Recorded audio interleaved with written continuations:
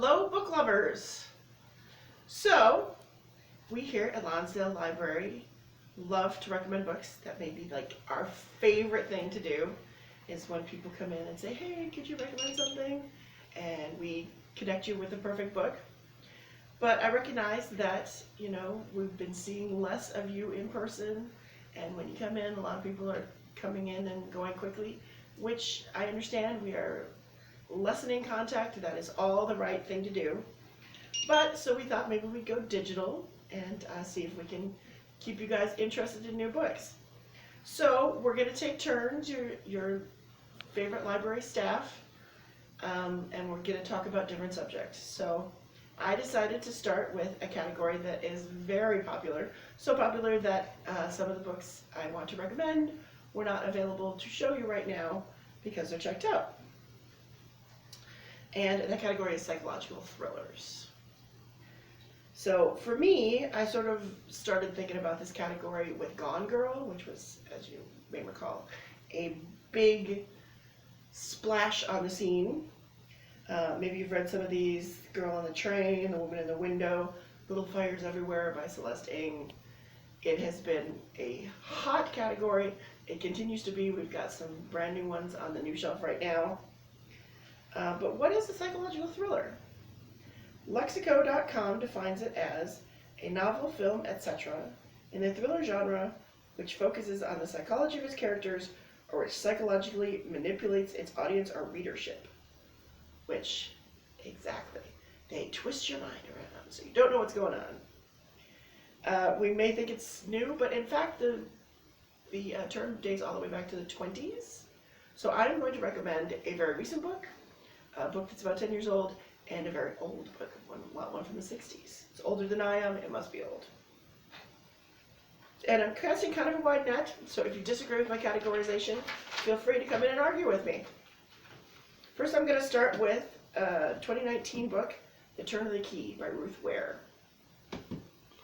She also wrote the In a Dark, Dark Wood, The Woman in Cabin 10, which I read, which was another thrill ride. But this one is really one of those ones that messes with your brain.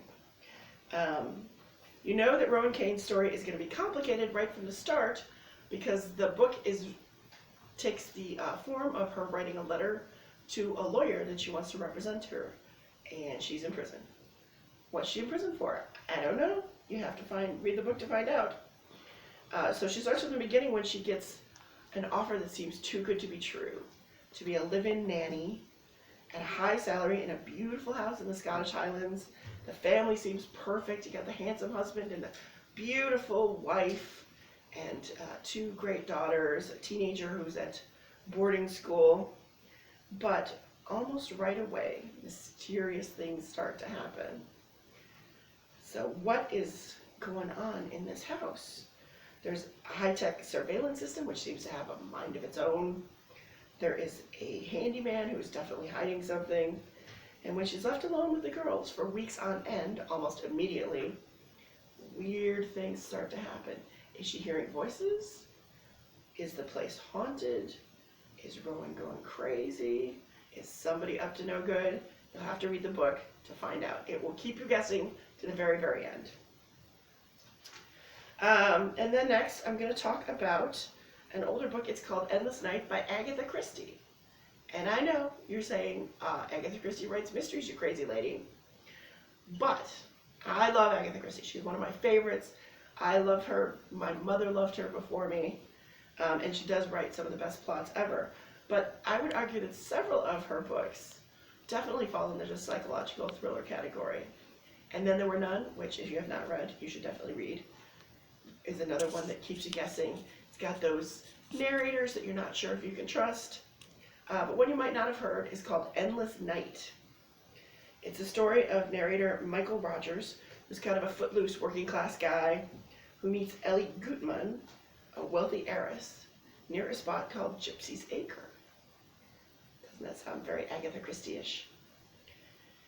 So they get to know each other, and Ellie finds this free-spirited young man a great relief from her stifling life with family and friends who keep her in a very tight control.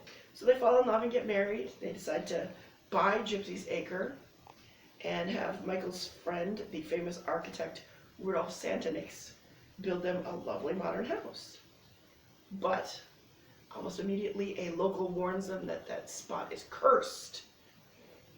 And things get more tense when Ellie invites her secretary, Greta Anderson, to live with them. And Greta and Michael don't seem to be getting along. So the tension ratchets up and up in this book. I mean, you don't know who to trust. You don't know what's going to become of them. So I would recommend you give that one a read.